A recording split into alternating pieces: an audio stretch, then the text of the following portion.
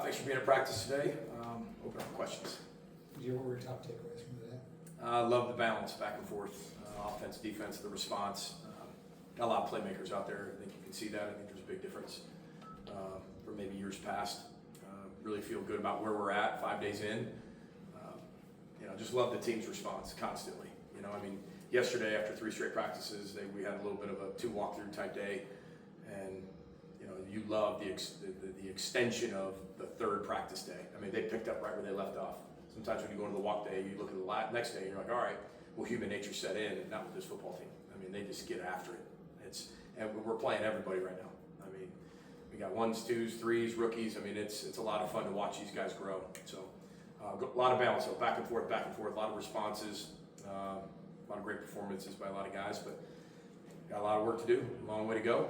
So got to change our best and be better tomorrow. How do you feel the depth of wide receivers developing? Yeah, one of the deeper rooms we've had since we've been here in 10 years. And it's because of the guys at the top, but also these young freshmen are really talented. They're bringing, they don't look like freshmen. They don't play like freshmen. They don't act like freshmen. They don't pick up the offense like freshmen. And you're doing everything you can as a head coach to test them emotionally, mentally, put them in all types of unique situations that most freshmen are like, okay, there it is. There's the freshman. But some of these guys have been here since January. They don't act like it, talk like it, walk like it, or play like it. And that's going to help the floor of the room keep coming up and extend the ceiling. How significant do you see that spring versus fall enrollee freshmen? Like, what impact does that make for them? I think it's critical. I always, when I'm recruiting young players, I tell them all the time, I said, that's a family decision. If you want to be at your high school prom and you want to be able to play basketball and run track, I never want to take that away from you. I think there's only one chance you have to be in high school and experience what high school has to offer. But if you feel like you want to start early, I'll take it. When you go buy a car, you don't go to the lot and say, okay, here's the money for the car, and say, okay, I'm going to wait 6 months to drive it off the lot. You wouldn't do that. You already bought it. You want it as fast as you can. You want to walk off the lot with the car. It's the exact same thing. So I'd love to be able to get our hands on them in January. And a lot of the guys you see out there performing at a high level came here in January. But you look at a guy like Ryan Estrada, a young tailback we have, and he just got here. He didn't look like he just got here. He ran for like 17,000 yards in high school. So it's refreshing to watch these guys take football really seriously. They love ball. I think even the new era of college athletics has really made us peel back the onion even more about, do you really love the game? Do you love what the game does for you, or do you really love the game and then appreciate what comes your way because of the game? And we find a bunch of those guys. And Ryan Stroud is a great example of that. Zeke Bates is a great example of that. All these young tailbacks are an example of that. But they're a lot of fun to coach, and you got a chance to see a lot of them on display today, which is great. PJ, can you explain just what all goes into mentally playing center and how Ashton does that? Chip, it's a great question because I think he's one of the more underappreciated people, I think, in the Big Ten. He's, first of all, off the charts intelligent. He's a mechanical engineer major. I don't know if he's ever got a B in his life. He takes his life very seriously. He doesn't say much. It's a perfect last name for a lineman, Beers, right? And he's kind of like he's a captain, which says a lot about him, but he doesn't say anything. And that just shows like the respect that our players have for how hard he works and how hard he plays. The mental gymnastics of what our offense has to be handled at an elite level from the quarterback and the center is on a different planet. And our job is to keep preparing them for what they want from the football standpoint. If they want to play in the NFL, prepare them for that. From the ideas to the run checks to coming up with a completely different run that maybe we didn't even call, the freedom to do that. Especially with the mental gymnastics that our defense presents, it's very difficult. And it takes somebody at the 500 level football intelligence, we call it the FBI, to really think deductively and think on the run and do all those things that you see on Sundays. And I'm just really proud of him. He's made a ton of progress. He's one of the strongest guys on our team, one of the best teammates we could possibly have. PJ, you stopped practice because of a mental error that would have negated a big play. Tell me the process of eliminating mental errors as you go along. Well, it's great for all of you because that's technically hindsight. Because you don't see the play with a false start. Right. It gets blown dead, right? Right, Andy? So my point was the false start, right, didn't shut the play down, right? And I didn't shut the play down. And then we hit an explosive play. So the whole point was to bring offense and defense together to just let them understand that we never see that play because we jump off sides. So if you jump off sides, you don't get a chance to see the explosive play, and that's what we're capable of doing this year. So every time you want to, react instead of just be incredibly disciplined and respond to what we're doing, you could be leaving meat on the bone and explosive plays. And we talk about 78%. It was a great time for me to slow practice down, bring 78% into practice. And anytime you can bring the ball tackling explosive plays, how you win games with that, and the discipline of all three of those things, I think you have to make that a cultural moment. And that's why I stopped practice. It was a great example for our defense and our offense. But heck of a play, heck of a throw. Just wouldn't have Heck counted. of a catch. I can't even say wouldn't have counted. We never even saw it.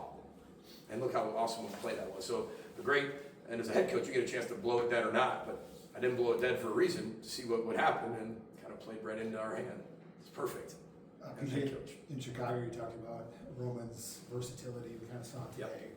What kind of roles do you see him in, and how much is he able to kind of handle it? If you watched today, what you did, a lot of freshmen making plays out there, like big boy plays, right? Not just, hey, went out there in one-on-ones and made a play. We're talking team live reps of making big time plays in a chaotic environment, especially 5-6 days in.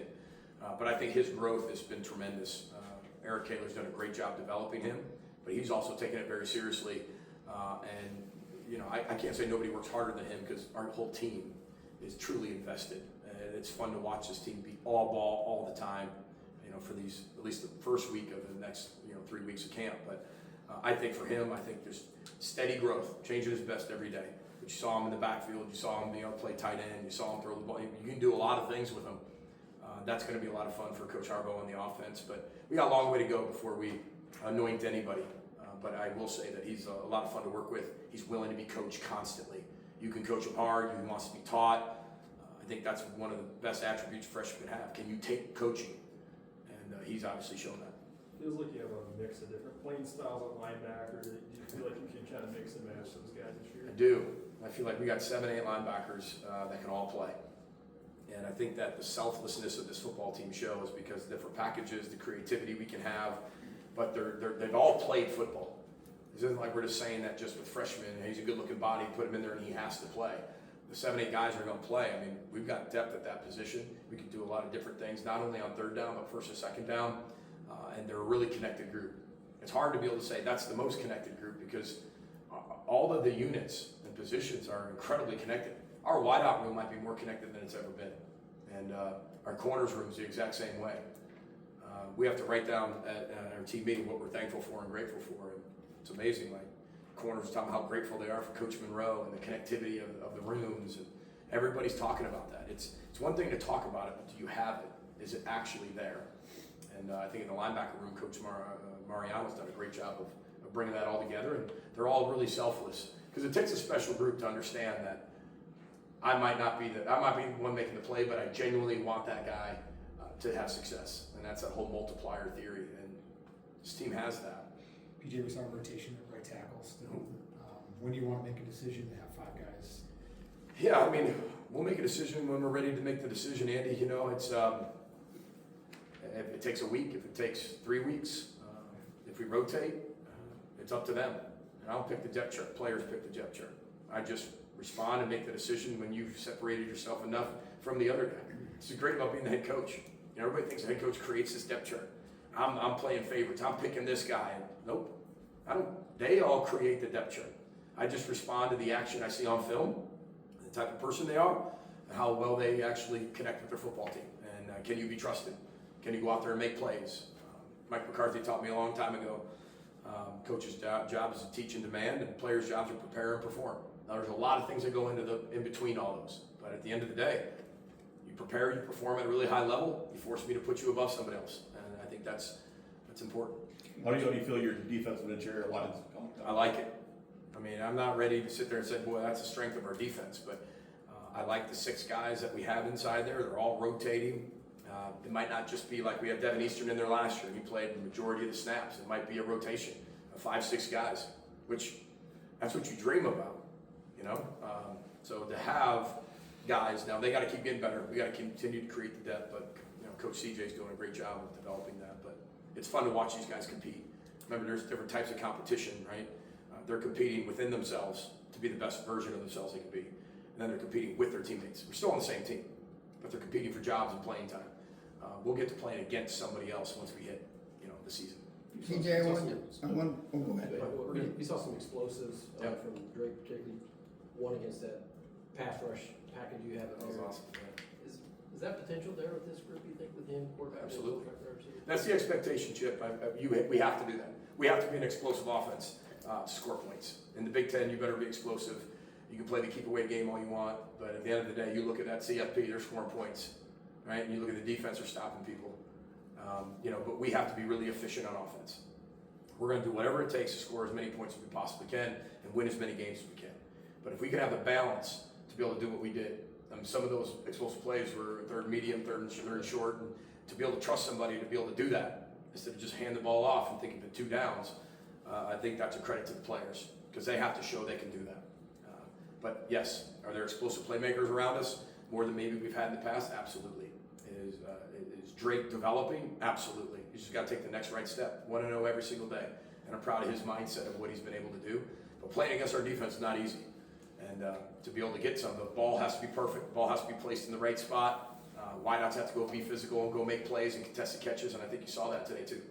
Saw a tremendous hustle play from Zach Harden. Has he been consistent? Yes. It's interesting because, there's a lot of talk about just safeties and positions and, Kerry Brown and Gooseby who played, but I'm telling you, Zach Harden, one of the more under talked about players on our football team. Relentless, he's tough, he's an unbelievable teammate, he's passionate about football, loves football, he's a great student of the game. You watch him hawk that running back down and pop it out at the last second. That's 60 yards down the field, guys.